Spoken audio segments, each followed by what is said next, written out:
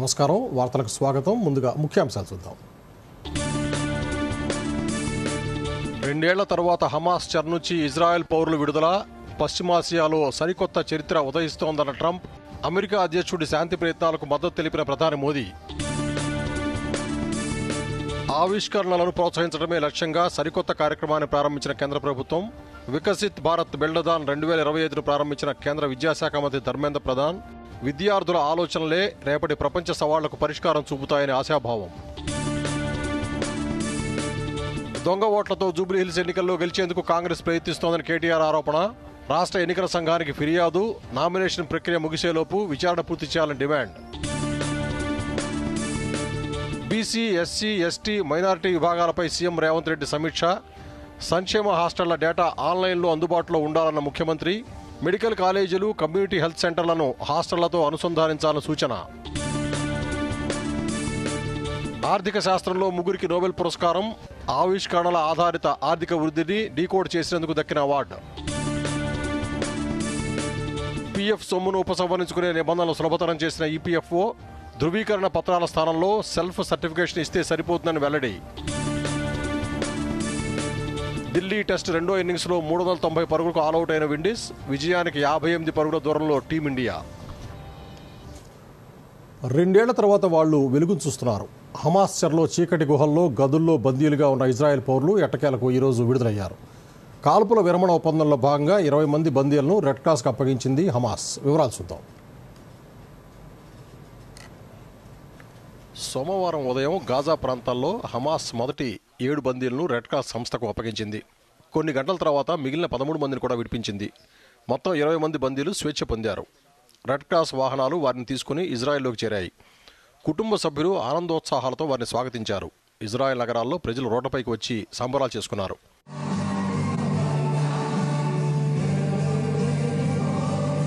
Hamas వద్ద ఇంకా 28 మంది ఇజ్రాయెల్ పౌరుల మృతదేహాలు ఉన్నాయి. త్వరలోనే వాటిని కూడా అప్పగించనుంది. ఈ విడుదలకు ప్రతిగా ఇజ్రాయెల్ 2000 మందికి పైగా పాలస్తీనా ఖైదీలను విడుదల చేయనుంది. ఈ మార్పిడి ఒప్పందం శుక్రవారం నుంచి అమల్లోకి వచ్చింది. ట్రంప్ అధ్యక్షతన రూపొందిన 20 సూత్రాల శాంతి ప్రణాళిక మొదటి దశలో భాగంగా ఇది జరిగింది. ఈ ఒప్పందం 2 ఏళ్ల యుద్ధాన్ని ఆపి శాంతి మార్గాలను సుగమం చేసింది.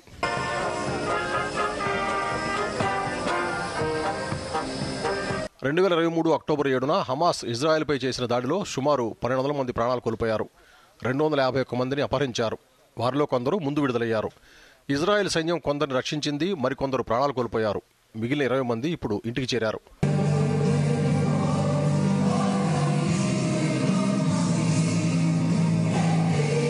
ఈ విడుదల కార్యక్రమం ముగిసిన తర్వాత ట్రంప్ శాంతి ప్రణాళికలో రెండో దశపై చర్చలు ప్రారంభమవుతాయి. ఇందులో హమాస్ ఆయుధాలను వదలటం, గాజా నుంచి ఇజ్రాయెల్ దళాల ఉపసంహరణ ప్రధాన అంశాలు.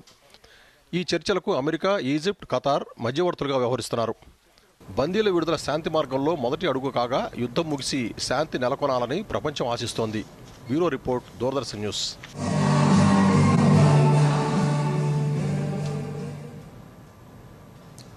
పశ్చిమాసియాలో సరికొత్త చరిత్ర ఉదయిస్తోందని అమెరికా అధ్యక్షుడు ట్రంప్ పేర్కొన్నారు. ప్రస్తుతం అమెరికాలో ఉన్న స్వర్ణయుగం ఇక ఇజ్రాయెల్లోనూ ప్రారంభమవుతుందని ఆశాభావం వ్యక్తం చేశారు. తమ చెరలో ఉన్న బందీలను హమాస్ విడిచిపెట్టడంతో వారంతా ఇజ్రాయెల్ చేరుకున్నారు. ఈ సందర్భాన్ని పురస్కరించుకుని ట్రంప్ ఇజ్రాయెల్లో పర్యటించారు. ఇజ్రాయెల్ చట్టసభలో ట్రంప్ మాట్లాడుతూ కాల్పుల విరమణ ఒప్పందం కోసం తాము ప్రయత్నిస్తుంటే సమయాన్ని వృధా చేస్తున్నామంటూ చాలామంది విమర్శించారని, కానీ తాము సాధించి చూపించామన్నారు. బాధిత కుటుంబాలకు అమెరికా అండగా ఉంటుందని హామీ ఇచ్చారు.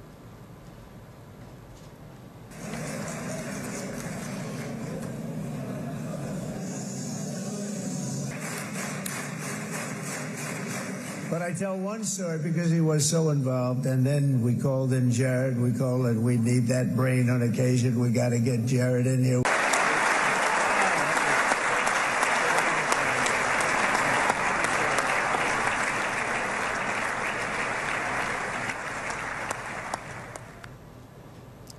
హమాస్ చెరలో బందీలుగా ఉన్న ఇజ్రాయెల్ పౌరులను విడుదలను ప్రధాని నరేంద్ర మోదీ స్వాగతించారు. కుటుంబాల ధైర్య సాహసాలు, అమెరికా అధ్యక్షుడు డొనాల్డ్ ట్రంప్ శాంతి ప్రయత్నాలు, ఇజ్రాయెల్ ప్రధాని బెంజమిన్ నెతన్యాహు సంకల్పాలకు ఇది నిదర్శనమని మోదీ చెప్పారు. పశ్చిమాసియాలో శాంతి కోసం ట్రంప్ చేసిన ప్రయత్నాలకు భారత్ మద్దతిస్తుందని ప్రధాని ఎక్స్ వేదికగా పేర్కొన్నారు. సరిపోయింది.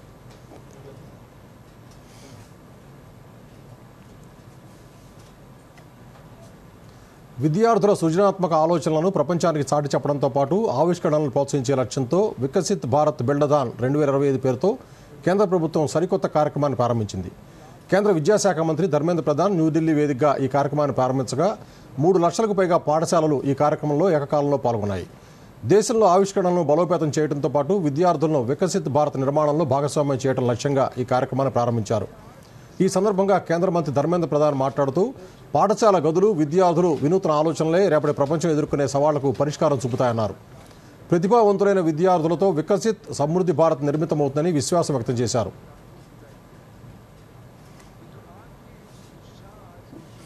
बहुत सारे खतरनाक जगह हैं जहाँ पे इंसान नहीं जा सकते हैं, वहाँ पे हम इस रोबोट को शुभेच्छा। दीपावली थोड़े ही दिन में आने वाला है। मैं दीपावली के अग्रिम शुभेच्छा आप बन पाए तब तो दुनिया के सबसे बड़ा विज्ञानी बन पाए. You all are very privileged and very in an advantage position. You are in a high pedestal. You all must be thankful to Honorable Prime Minister Narendra Modi.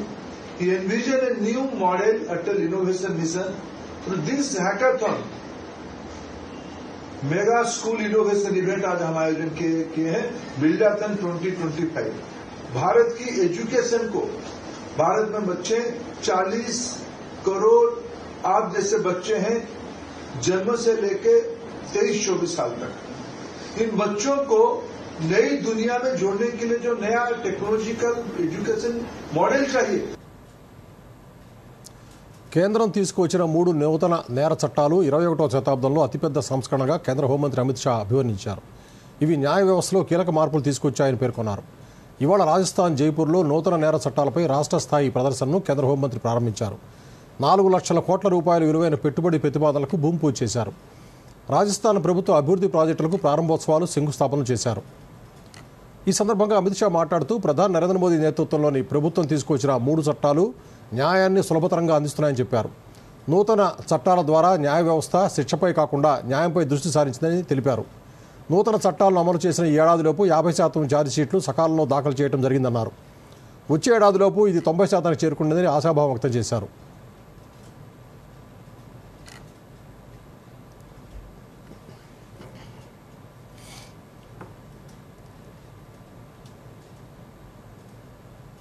దొంగ ఓట్లతో జూబ్లీ హిల్స్ ఎన్నికల్లో గెలిచేందుకు కాంగ్రెస్ పార్టీ ప్రయత్నిస్తోందని బీఆర్ఎస్ వర్కింగ్ ప్రెసిడెంట్ కేటీఆర్ ఆరోపించారు.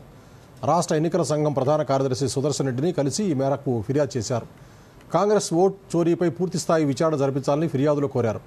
క్షేత్రస్థాయిలో కుమ్మక్కైన అధికారులపై చర్యలు తీసుకోవాలని, నామినేషన్ ప్రక్రియ ముగిసేలోపు విచారణ పూర్తి చేయాలని డిమాండ్ చేశారు. ఈ సందర్భంగా కేటీఆర్ మాట్లాడుతూ జూబ్లీ హిల్స్ నియోజకవర్గంలో ఒకే ఇంట్లో 24 ఓట్లు ఉండటాన్ని గుర్తించి వెరిఫికేషన్కు వెళ్తే ఆ ఓటర్లు ఎవరో తనకు తెలియదని ఇంటి యజమాని చెప్పారన్నారు. ఇలా నియోజకవర్గంలో వందలాది ఇళ్ల చిరునామా పేరుతో దొంగ ఓటు నమోదయ్యాయని, ఆధారాలతో సహా ఎన్నికల సంఘానికి ఫిర్యాదు చేశామని కేటీఆర్ తెలిపారు.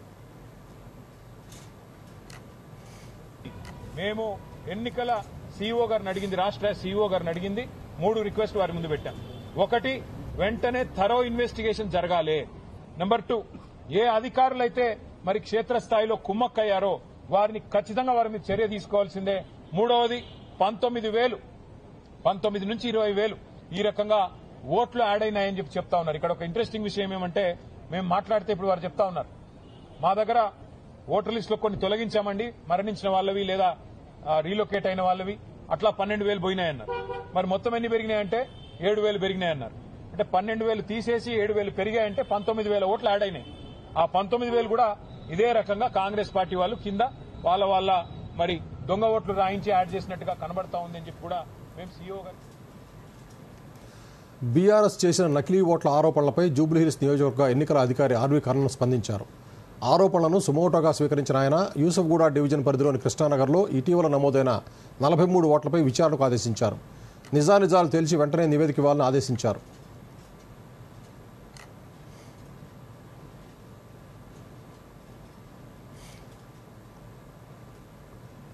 వంద రోజుల్లో అమలు చేస్తామన్న హామీలను 700 రోజులు దాటినా కాంగ్రెస్ పార్టీ అమలు చేయలేదని బీఆర్ఎస్ నేత హరీష్ రావు విమర్శించారు. జూబ్లీహిల్స్ ఎన్నికల ప్రచారంలో భాగంగా నియోజకవర్గంలోని బీఆర్ఎస్ పార్టీ ముఖ్య కార్యకర్త సమావేశంలో హరీష్ రావు పాల్గొని ప్రసంగించారు. హైదరాబాద్లో హైడ్రా ఆగాలంటే జూబ్లీహిల్స్లో కాంగ్రెస్ పార్టీని ఓడించాలని పిలుపునిచ్చారు. హిందూ ముస్లింలు అందరూ కలిసి హైదరాబాద్ను తెలంగాణను కాపాడుకోవాలని హరీష్ రావు పిలుపునిచ్చారు. అమలు చేస్తాం.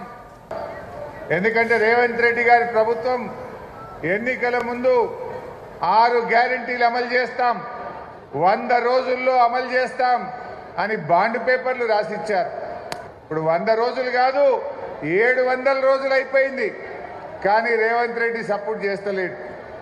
అందుకే రాష్ట్ర ప్రజలు ఏమనుకుంటున్నారు, రేవంత్ రెడ్డికి జూబ్లీ హిల్స్ లో సురుకు తలగాలి, కాంగ్రెస్ పార్టీ చిత్తుగా ఓడితే రేవంత్ రెడ్డికి కనునిప్పు కలుగుతుంది అని చెప్పి ఇలా రాష్ట్ర ప్రజలు భావిస్తా ఉన్నారు.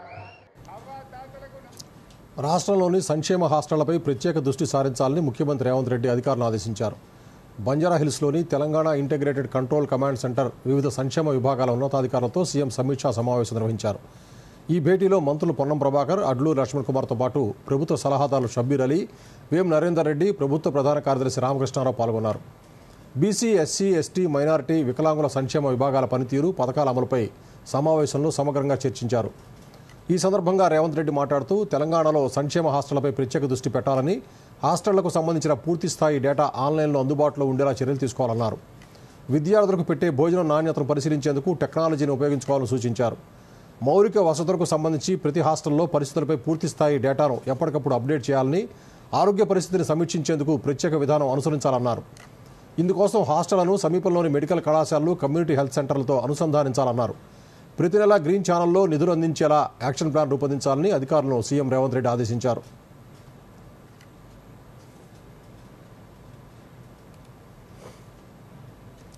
ఖైదీల సంక్షేమం కోసం చర్లపల్లి జైల్లో చేపడుతున్న సంస్కరణలను కేంద్ర హోంశాఖ సహాయ మంత్రి బండి సంజయ్ ప్రశంసించారు. ఇవాళ చర్లపల్లి జైలును సందర్శించిన బండి సంజయ్ ఖైదీల కోసం ఏర్పాటు చేసిన ఇండస్ట్రీలు, వారు తయారు చేస్తున్న ఉత్పత్తుల గురించి అడిగి తెలుసుకున్నారు. ఆ తర్వాత గోశాలను, జైలు ఆవరణలో ఏర్పాటు చేసిన రిక్రియేషన్ క్లబ్, శాంతివనాన్ని సందర్శించారు. ఈ సందర్భంగా బండి సంజయ్ మాట్లాడుతూ చర్లపల్లి జైల్లో ఖైదీలకు బీమా సౌకర్యం కల్పించడంతో పాటు వారి కుటుంబ సభ్యులకు వడ్డీ లేకుండా రుణ సదుపాయం కల్పించడం అభినందనీయమన్నారు. మహిళా ఖైదీల పిల్లలను ప్రైవేటు స్కూళ్లలో చదివిస్తూ ఫీజులను కూడా జైలు శాఖ చెల్లించడం గొప్ప విషయమని కొనియాడారు.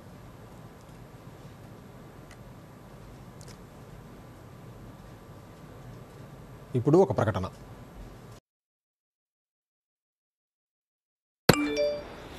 క్యూఆర్ కోడ్ స్కాన్ చేయండి, 5,000 క్యాష్ బ్యాక్ పొందండి. అరే వా, భలేగుందే.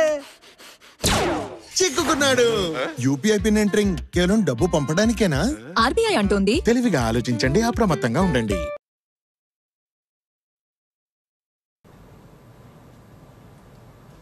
ఆత్మహత్య చేసుకున్న ఎస్సీ ఐపీఎస్ అధికారి పూరన్ కుమార్ కుటుంబాన్ని తెలంగాణ ఉప ముఖ్యమంత్రి భట్టి విక్రమార్క పరామర్శించారు. స్వయంగా చండీగఢ్ వెళ్లిన భట్టి విక్రమార్క పూరన్ కుమార్ సతీమణి ఐఏఎస్ అధికారిని ఆమనిత్ గిల్ను, కుటుంబ సభ్యులను పరామర్శించారు. ఆత్మహత్యకు దారితీసిన పరిణామాలపై వివరాలు అడిగి తెలుసుకున్నారు. తెలంగాణ ప్రభుత్వం పూరన్ కుమార్ కుటుంబానికి అండగా నిలుస్తుందని భరోసా ఇచ్చారు. హర్యానా చీఫ్ సెక్రటరీ అనురాగ్ రస్తోగితోనూ భట్టి విక్రమార్క ఫోన్లో మాట్లాడారు. సూసైడ్ నోట్ ఆధారంగా దర్యాప్తు చేపట్టాలని, ఎంత పెద్ద అధికారులు ఉన్నా వారిపై కేసులు నమోదు చేసి కఠిన చర్యలు తీసుకోవాలని ఆ రాష్ట్ర ప్రభుత్వాన్ని కోరారు.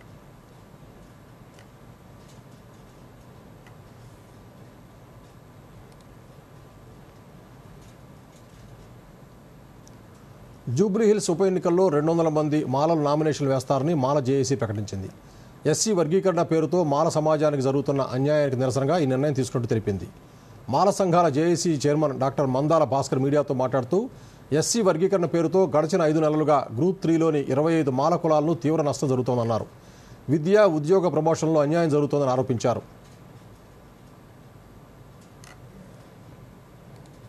ఈ జూబ్లీ హిల్స్ ఎలక్షన్లో తెలంగాణ రాష్ట్ర మాల సంఘాల జేఏసీ మా ప్రజాస్వామికమైన డిమాండ్ ఈ 58 కులాలకు రిజర్వేషన్లు కావాలని, ముఖ్యంగా గ్రూప్ 3లో ఉన్నటువంటి మాల సామాజిక వర్గానికి రిజర్వేషన్ దూరం చేసినటువంటి ఈ కాంగ్రెస్ ప్రభుత్వాన్ని, రేవంత్ రెడ్డి ప్రభుత్వాన్ని వ్యతిరేకంగా ప్రజాస్వామికమైనటువంటి ఉద్యమంలో భాగంగా ఓటు అనేటువంటిది చాలా క్రియాశీలకమైన పాత్ర పోషించింది అనే విషయం మీకు తెలుసు.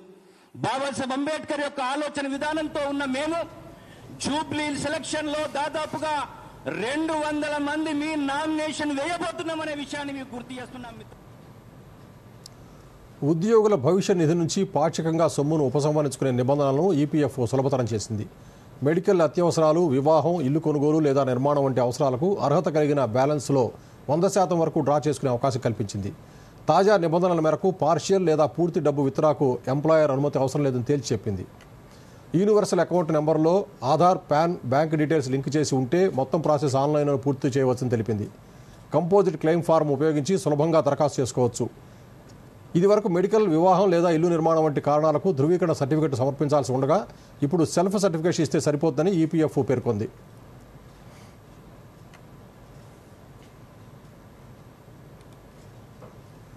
కేంద్ర ప్రభుత్వం తీసుకొస్తున్న విద్యుత్ సంస్కరణలు దేశానికి ఇబ్బందికరమని సిపిఎం పోలిట్ బ్యూరో సభ్యుడు బివి రాఘవులు విమర్శించారు. హైదరాబాద్లో మీడియాతో మాట్లాడుతూ ఈ సంస్కరణల వల్ల ప్రైవేటు సంస్థలు తమకు ఇష్టమైన సంస్థలకు నేరుగా విద్యుత్ అమ్ముకునే అవకాశం ఏర్పడుతుందని ఆయన అన్నారు. అమెరికా అధ్యక్షుడు ట్రంప్ అనుసరిస్తున్న విధానాల వల్ల భారత్కు తీరని ముప్పు ఉందని వ్యాఖ్యానించారు.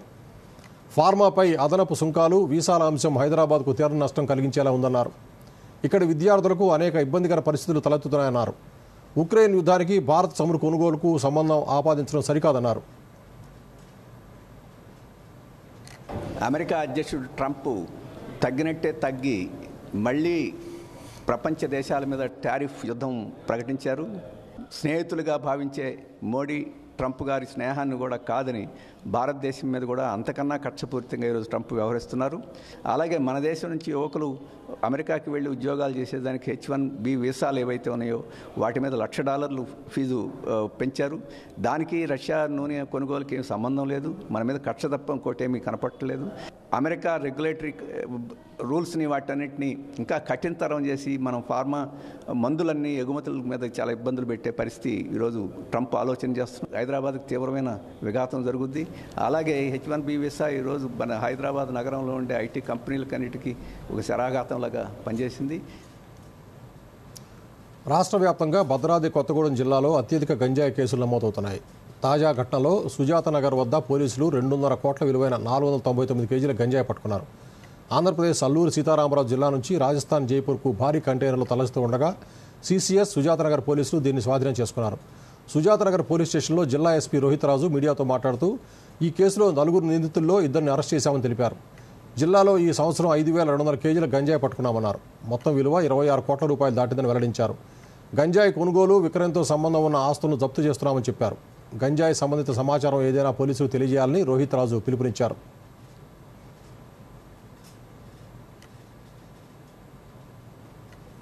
ఈరోజు భద్రాద్రి కొత్తగూడెం జిల్లా సుజాతనగర్ పోలీస్ స్టేషన్ లిమిట్స్ లో 499 kgs of dry ganja seize చేయడం జరిగింది. ఇది ఆంధ్రప్రదేశ్ రాష్ట్రం ఏఎస్ఆర్ జిల్లా నుంచి జైపూర్ రాజస్థాన్ రాష్ట్రానికి తరలిస్తున్నారు. దీంట్లో మొత్తం 4 మెంబర్స్ అక్యూజ్డ్. ఈ రోజు దీంట్లో 2ని అప్రైండ్ చేయడం జరిగింది. మిగతా 2 కూడా అబ్స్కాండింగ్ లో ఉన్నారు.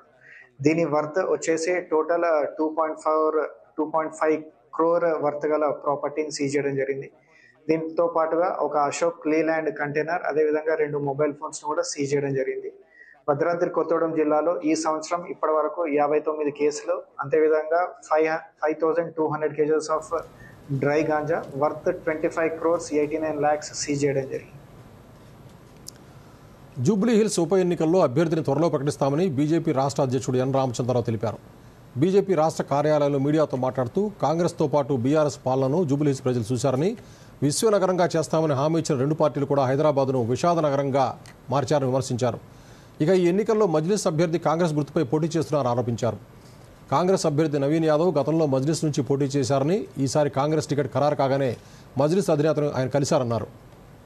మరి ఇవాళ సాయంకాలం కానీ రేపటి వరకు కూడా మా అభ్యర్థి ప్రకటించాము. మేము అది పార్లమెంటరీ బోర్డు కూడా పంపించి అక్కడి నుంచి ఆమోదం వచ్చిన తర్వాత అధికారిక పూర్తిగా ఇక్కడ దాన్ని అనౌన్స్మెంట్ చేయడం ఉంటుంది. అది ఏదిన్నప్పటికీ కూడా ఈరోజు జూబ్లీ హిల్స్లో ఇప్పుడు ఉన్నటువంటి ఒక పరిస్థితిలో కాంగ్రెస్ పోటీ చేస్తుందా, మజ్లిస్ పోటీ చేస్తుందా? ఇప్పుడు ఉన్నటువంటి కాంగ్రెస్ క్యాండిడేటు డైరెక్ట్గా టికెట్ వచ్చిన తర్వాత ఎంఐఎం అధినేత దగ్గర పోయి కాళ్ళకి దండం పెట్టి ఆశీర్వాదం తీసుకున్నాడు. ఇప్పుడు ఉన్నటువంటి కాంగ్రెస్ క్యాండిడేట్ గతంలో ఎంఐఎం క్యాండిడేట్. ఎందుకంటే హస్తంతోనే వాళ్ళు పతంగిలు ఎగిరేస్తారు కాబట్టి ఆ రకమైనటువంటి ఒక బంధం ఎంఐఎంకు కాంగ్రెస్ మధ్య ఉన్నది. ఇప్పుడు ప్రకటన.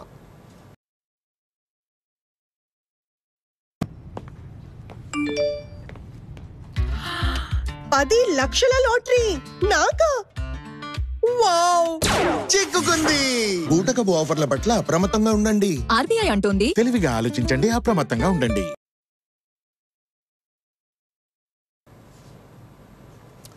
భారత పర్యటనలో భాగంగా కెనడా విదేశాంగ మంత్రి అనితా ఆనంద్ ప్రధానమంత్రి నరేంద్ర మోదీతో భేటీ అయ్యారు. ఇరు నేతలు ద్వైపాక్షిక సంబంధాల బలోపేతం దిశగా చర్చలు జరిపారు. వాణిజ్యం, సాంకేతికత, శక్తి, వ్యవసాయం తదితర అంశాలపై చర్చించినట్లు ప్రధాని మోదీ ఎక్స్ వేదికగా తెలిపారు. పరస్పర వృద్ధి, సమృద్ధి కోసం ఈ చర్చలు ముఖ్యమని మోదీ పేర్కొన్నారు. రెండు దేశాల మధ్య సంబంధాలు మరింత బలపడతాయని ఆశాభావం వ్యక్తం చేశారు.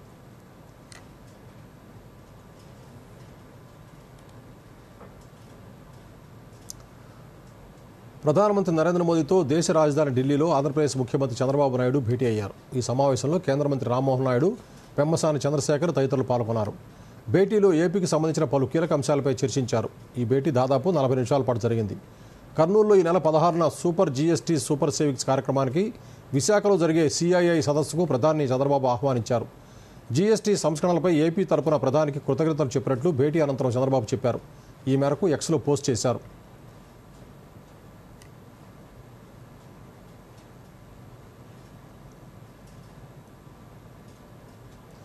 గుజరాత్ రాష్ట్రంలోని సూరత్ నుంచి బిలిమోరా వరకు బుల్లెట్ ట్రైన్ ప్రాజెక్టు పనులు వేగంగా సాగుతున్నాయని రైల్వే మంత్రి అశ్విని వైష్ణవ్ పేర్కొన్నారు.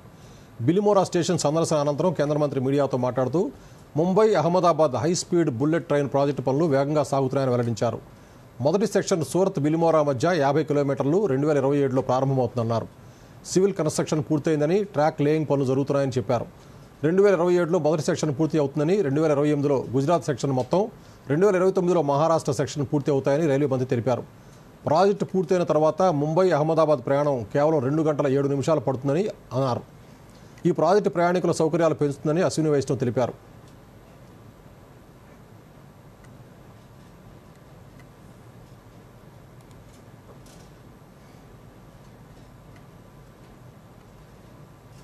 बुलेट ट्रेन का बहुत अच्छी प्रोग्रेस है. आज हम बिलिमोरा स्टेशन पे, बिलिमोरा से सूरत पहला सेक्शन होगा जो 2027 में चालू होगा. बिलिमोरा से सूरत करीब 50 किलोमीटर का ये जो सेक्शन है, इसमें ट्रैक का काम यानी सिविल कंस्ट्रक्शन सारा कंप्लीट हो गया है. अब ट्रैक लेइंग का काम चल रहा है. ट्रैक लेइंग और साथ में जो इलेक्ट्रिकल पोल्स लगेंगे साइड में, ओवरहेड इलेक्ट्रिक OHE कहते हैं जिसको, वो लगेंगे. साथ ही साथ आप देखो स्टेशन का काम भी बहुत अच्छा हो गया है. आप इस स्टेशन की डिजाइन में एक स्पेशल चीज देखना, गाड़ी जब 320 की स्पीड से यहाँ से जाएगी और इसकी रूफ जो मेटल है वो भी बहुत एक्स्ट्रा थिकनेस रखी हुई है क्योंकि बहुत हाई स्पीड पे जाएगी गाड़ी यहाँ से. ओवरऑल जिस तरीके से काम चल रहा है, बहुत ही अच्छी क्वालिटी का भी जापान के मिनिस्टर भी आके गए थे, वो भी देख के बहुत खुश हुए. 2025 సంవత్సరానికి గాను ఆర్థిక శాస్త్రంలో 3 ప్రముఖ ఆర్థికవేత్తలకు నోబెల్ పురస్కారం దక్కింది. ఆవిష్కరణల ఆధారిత ఆర్థిక వృద్ధిని వెల్లడించేందుకు గాను అమెరికన్ ఇజ్రాయెల్ ఆర్థిక చరిత్రకారుడు జోయెల్ మోకిర్తో పాటు ఫ్రెంచ్, బ్రిటిష్ ఆర్థికవేత్త ఫిలిప్ అగియన్, కెనడియన్ ఆర్థికవేత్త పీటర్ హౌట్ సంయుక్తంగా నోబెల్ పురస్కారానికి ఎంపికయ్యారు. ఆవిష్కరణలు, సాంకేతిక పురోగతి ఆర్థిక వృద్ధిని ఎలా ప్రభావితం చేస్తాయనే విషయంపై జోయెల్ మోకిర్ అధ్యయనం చేయగా, ఆవిష్కరణలు, పోటీ, వృద్ధి మధ్య సంబంధాన్ని ఫిలిప్ అగియన్ మోడల్స్ ద్వారా వివరించారు. ఆవిష్కరణలు ఆర్థిక వ్యవస్థలో ఎలా పనిచేస్తాయో గణిత మోడల్స్తో పీటర్ హైట్ ప్రపంచానికి చాటి చెప్పారు. కాగా అక్టోబర్ 6న వైద్య విభాగంతో మొదలైన నోబెల్ పురస్కారాల ప్రకటన నేటితో ముగిసింది.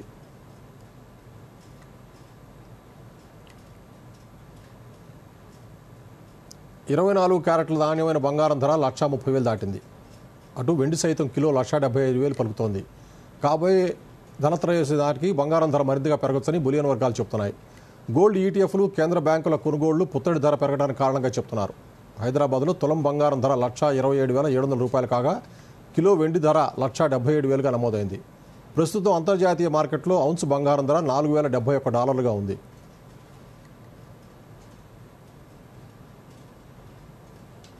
ఢిల్లీ వేదికగా వెస్టిండీస్తో జరుగుతున్న రెండో టెస్టులో అంచనాలు తలకిందులయ్యాయి. మూడో రోజే ముగుస్తుందనుకున్న ఆట కనీసం 4వ రోజు కూడా ముగియలేదు. ఈ టెస్ట్ మ్యాచ్లో గెలవాలంటే భారత్ మరో 58 పరుగులు చేయాల్సి ఉంది. 2 వికెట్ల నష్టానికి 173 పరుగుల ఫాలో ఆన్లో ఓవర్నైట్ స్కోర్తో 4వ రోజు ఆటను ప్రారంభించిన విండీస్ 390 పరుగులకు ఆలౌట్ అయింది. క్యాంప్బెల్, షైహోప్లు సెంచరీలతో రాణించడంతో పాటు క్రీవ్స్ అర్ధశతకం, చేజ్, సీల్స్ చివరిలో ధాటిగా ఆడటంతో రెండో ఇన్నింగ్స్లో విండీస్ 390 పరుగులు చేసింది. దీంతో 121 పరుగుల లక్ష్య ఛేదన కోసం బరిలోకి దిగిన టీమిండియా వికెట్ నష్టానికి 63 పరుగులు చేసింది. తొలి ఇన్నింగ్స్లో 175 పరుగులతో రాణించిన జైస్వాల్ కేవలం 8 పరుగులకే అవుట్ అయ్యాడు. రాహుల్ 25 పరుగులు, సాయి సుదర్శన్ 32 పరుగులతో క్రీజులో ఉన్నారు. రెండో టెస్టులో గెలిచేందుకు భారత్కు 58 పరుగులు అవసరం ఉంది.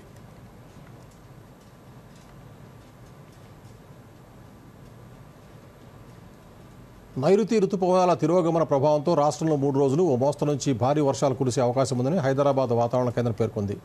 పెద్దపల్లి, ములుగు, ఖమ్మం, మహబూబాబాద్ జిల్లాలతో పాటు వరంగల్, నాగర్ కర్నూలు, హైదరాబాద్ జిల్లాల్లో అక్కడక్కడ భారీ వర్షాలు కురిసే అవకాశం ఉన్నట్టు వెల్లడించింది.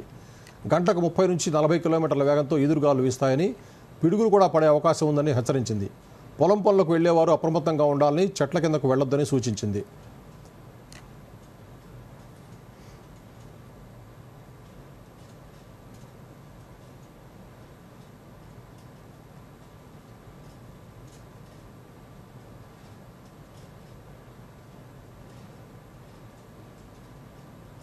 చేసుకోవాలని అనుకుంటున్నారా? దూరదర్శన్ యాదగిరి ప్రాంతీయ వార్తా విభాగంలో కొత్త అవకాశాలను అందిపుచ్చుకోండి. ప్రసార భారతి విడుదల చేసిన నోటిఫికేషన్ మీకు గొప్ప అవకాశం అందిస్తోంది.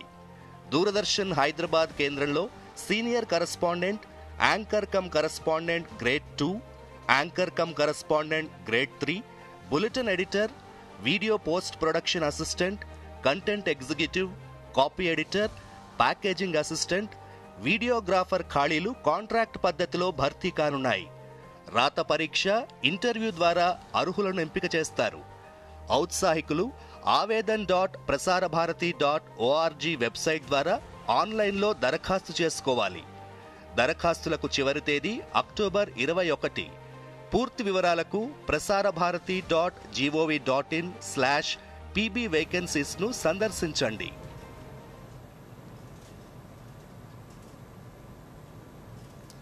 మరోసారి ముఖ్యాంశాలతో వార్తలు ముగిద్దాం. నమస్కారం.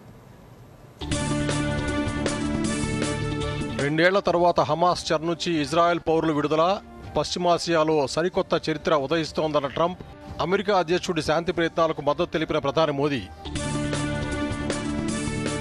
ఆవిష్కరణలను ప్రోత్సహించడమే లక్ష్యంగా సరికొత్త కార్యక్రమాన్ని ప్రారంభించిన కేంద్ర ప్రభుత్వం. వికసిత్ భారత్ బిల్డదాన్ 2025ను ప్రారంభించిన కేంద్ర విద్యాశాఖ మంత్రి ధర్మేంద్ర ప్రధాన్. విద్యార్థుల ఆలోచనలే రేపటి ప్రపంచ సవాళ్లకు పరిష్కారం చూపుతాయని ఆశాభావం. దొంగ ఓట్లతో జూబ్లీహిల్స్ ఎన్నికల్లో గెలిచేందుకు కాంగ్రెస్ ప్రయత్నిస్తోందని కేటీఆర్ ఆరోపణ. రాష్ట్ర ఎన్నికల సంఘానికి ఫిర్యాదు, నామినేషన్ ప్రక్రియ ముగిసేలోపు విచారణ పూర్తి చేయాలని demand. BC, SC, ST, minority విభాగాలపై సీఎం రేవంత్ రెడ్డి సమీక్ష. సంక్షేమ హాస్టళ్ల డేటా ఆన్లైన్లో అందుబాటులో ఉండాలన్న ముఖ్యమంత్రి. మెడికల్ కాలేజీలు, కమ్యూనిటీ హెల్త్ సెంటర్లను హాస్టళ్లతో అనుసంధానించాలని సూచన. ఆర్థిక శాస్త్రంలో 3 నోబెల్ పురస్కారం. ఆవిష్కరణల ఆధారిత ఆర్థిక వృద్ధిని డీకోడ్ చేసినందుకు దక్కిన అవార్డు. పీఎఫ్ సొమ్మును ఉపసంహరించుకునే నిబంధనలు సులభతరం చేసిన ఈపీఎఫ్ఓ. ధృవీకరణ పత్రాల స్థానంలో సెల్ఫ్ సర్టిఫికేషన్ ఇస్తే సరిపోతుందని వెల్లడి. ఢిల్లీ టెస్ట్ రెండో ఇన్నింగ్స్లో 390 పరుగులకు ఆలౌట్ అయిన విండీస్. విజయానికి 58 పరుగుల దూరంలో టీమిండియా. దూరదర్శన్ యాదగిరి వార్తలను ఇప్పుడు సోషల్ మీడియాలో కూడా చూడొచ్చు. యూట్యూబ్ అయితే డిడి న్యూస్ తెలంగాణ, ఎక్స్ వేదికగా అయితే DD news Telangana @DD Yadagiri news, Facebook అయితే డిడి న్యూస్ తెలంగాణలో చూసి సబ్స్క్రైబ్ చేసి లైక్ చేయండి, షేర్ చేయండి.